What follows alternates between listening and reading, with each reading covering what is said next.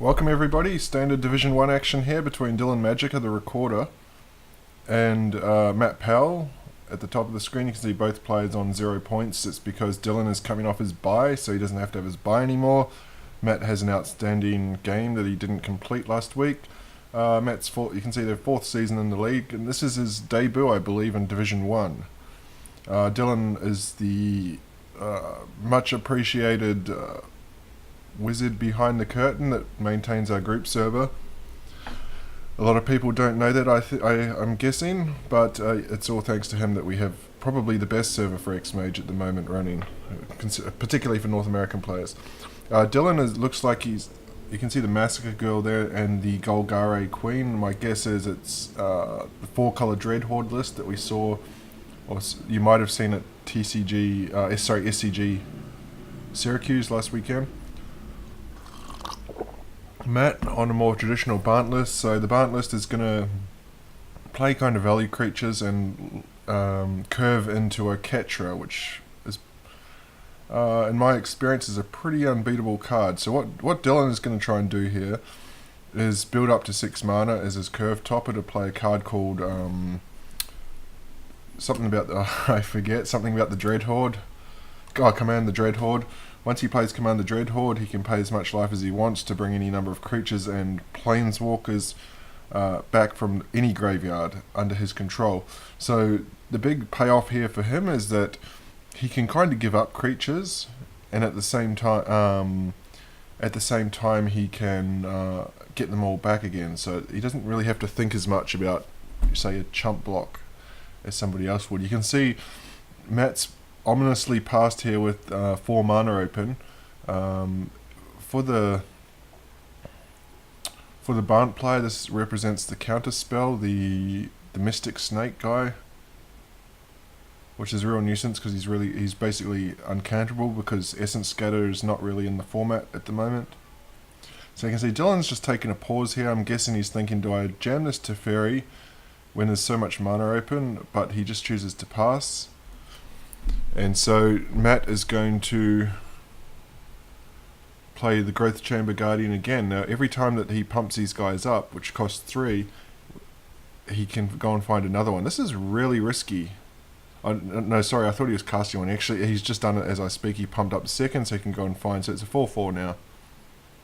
Because you can see Massacre Girl there. We might have a look at that one later. And he's got 2 4/4s on the battlefield now. So Teferi can safely come down, or if he wants to, he could go for Vraska to remove one of those creatures. But instead he's going to go for Jade Light Ranger, so he's going to gain a ton of life, 6 life from the Wild Growth Walker. That's a huge tempo swing. This match is recorded by Dylan, so he's on the bottom of the screen. Unfortunately, I have no control over the size of these cards. This is what he has sent me, so I'll have to mention that to him.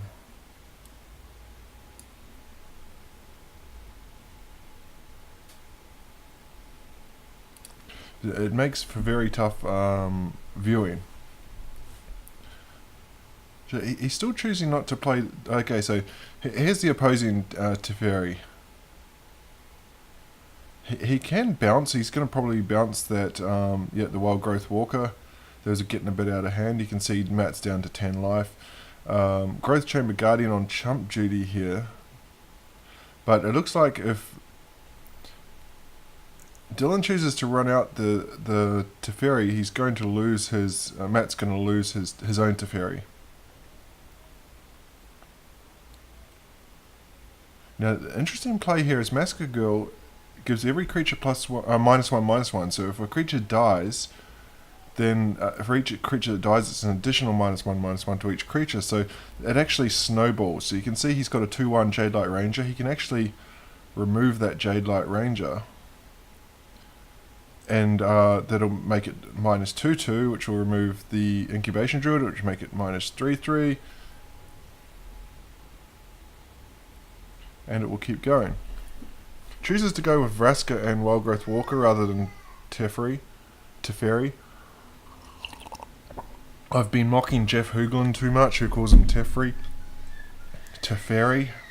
And here he is, God Eternal Aketra. You can see that every time he casts, every time he casts a creature spell, notice the cast trigger, get a 4/4 black zombie with vigilance. And this thing is virtually impossible to kill as well. If he does die or he's exiled, then he just goes back third from the top, and you can see he's going to start getting out of control here. The only way to really beat it is either to counter it so it doesn't get onto the battlefield, or to Thought Erasure it out of the hand before it gets on the battlefield, or bounce and make the opponent discard. And the only other way I can think of off the top of my head is to kill it and then cast Ashiok and mill it into the graveyard and exile it. Because the important stat here is that it only actually dies. It only actually goes back into the graveyard, into the hand. It goes back into the deck if it left the battlefield. So here's Massacre Girl. You can see when it enters the battlefield, each creature gets -1/-1. Whenever a creature dies, each creature other than Massacre Girl gets -1/-1. So there's two of them there, 2/2/1s. This is going to be a nice little sweeper, and it's going to snowball. And you can see the effect there. It's going to completely wipe the board and leave Dylan with a 4/4. And so Aketra becomes the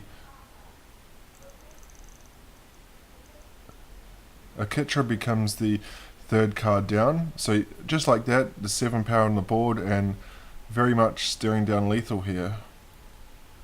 Matt Powell is very much staring down lethal. He's gonna. Well, this is a risky play. The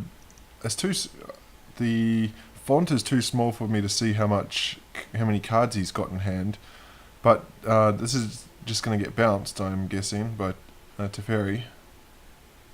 There's a number of options here. He can go for the command the Dreadhorde if the graveyard's got enough stuff. You can see all the stuff there he's going to get back. He's at a healthy 19 life. Another option he can do to draw a card here is with Vraska. He can actually draw a card with one of his own creatures. So he puts Matt down to 3. Here's the Dreadhorde. Here it is here. Choose any number. It deals damage equal to the converted mana cost and put them onto the battlefield.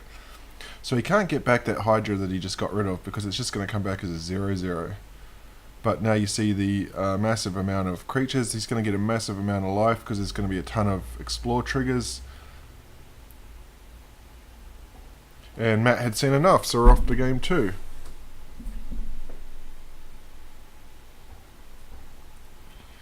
Bit of a risky. I thought he was keeping, but he's not. So he's mulled to 1 here. He does have the 2 Merfolk Branchwalkers that are going to help correct that draw.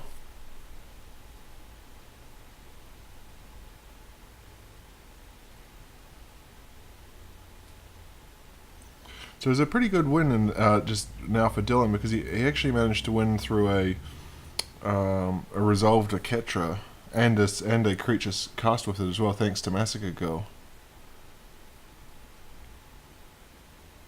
And it looks like he's kind of got he needs another green source, and right on cue we hit that Woodland Cemetery. So it's going to be tapped though, unfortunately. So he's going to play out another Merfolk Branchwalker here, I'm guessing.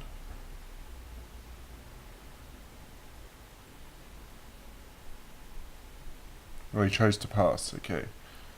A bit slow on the other side for Matt Powell.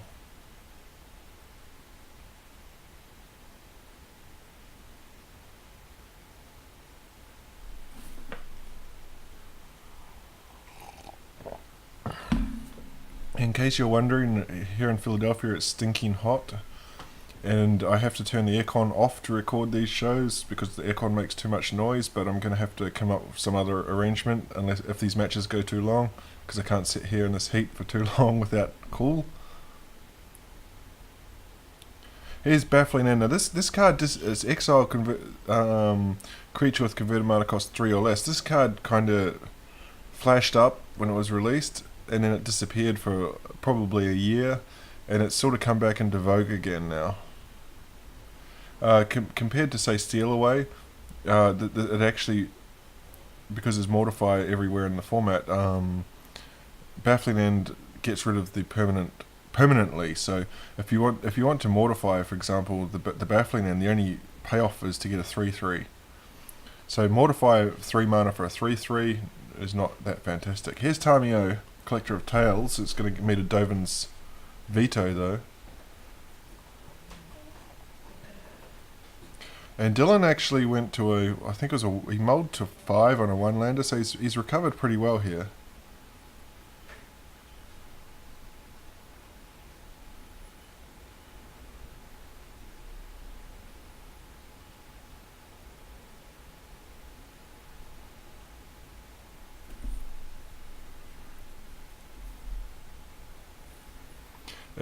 And here's the Frilled Mystic we were talking about in game 1. So Incubation Druid, I don't know if I forgot about the Incubation Druid as a mana source. I saw the 3. I wonder if Dylan thought the same, but he's able to resolve his Teferi now. I'm kind of surprised that he's going to bounce the Mystic. Oh no, he's going to bounce the Baffling End. Okay, so you can get back to 3/3. So this is going to force. Well, I don't really like that play, because now he can play back the Baffling End, yeah, and get rid of that, and he loses his Teferi. I think he could have bounced the Frilled Mystic and played around it.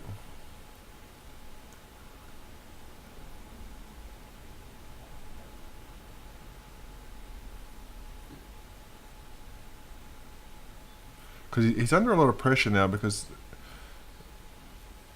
he's going to resolve this Tamio, but 1, 2, 3, and that is a disdainful stroke on the Tamio, so this is not looking good for Dylan all of a sudden.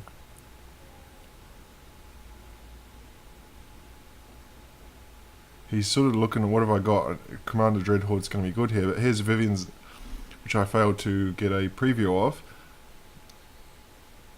Vivian, Champion of the Wild, so it's -2, and you look at, I think it's 3 or 4 cards, and you get to put one into exile and play it from exile whenever you want. And creatures you control, a static ability is creatures you control have haste. No, sorry, not haste, flash. And its plus ability is 1 creature gets vigilance and reach until the next turn.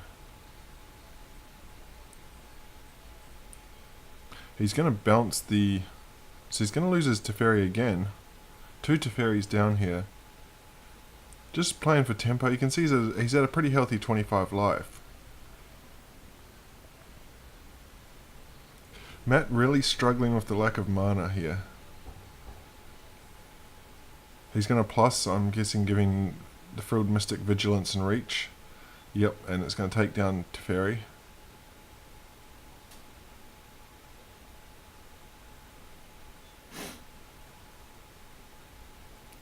And here comes Knight of Autumn. I don't think he would have wanted to be playing this at this point. But there's not a lot of enchantments that I can think of in Dylan's deck anyway. So it just comes down as a 4/3. Look at Dylan with the massive land flood now. So he's facing 7 power on the other side, plus a Vivian that can air. He's seen enough. We're going to game 3. Vivian enables him to play all his creatures, Matt's creatures, at flash, so he can play on Dylan's turn consistently. And speaking of cards that have sort of made a comeback after disappearing, there's Ritual of Soot. I don't know if that's coming the sideboard from Dylan or if it's main deck, but particularly in the Jeskai lists, it's popping up a little bit more now.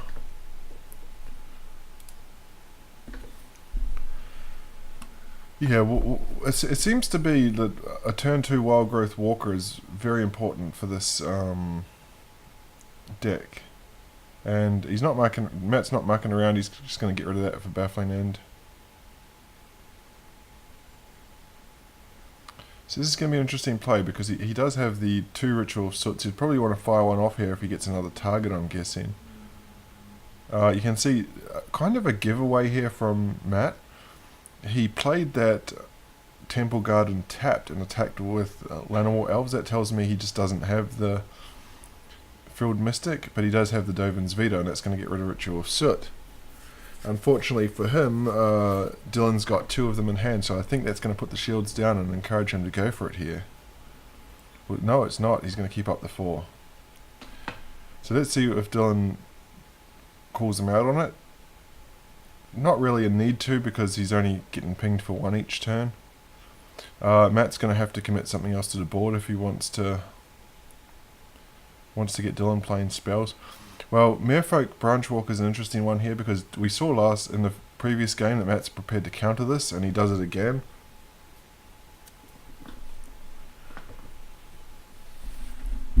And yeah, he'd been playing around it. I think Dylan would be pretty happy with that exchange, actually, particularly when he's got a Ritual of Soot, which I believe is 4 mana or less. Not if it's 3, it's not that fantastic, but I'm pretty sure it's 4.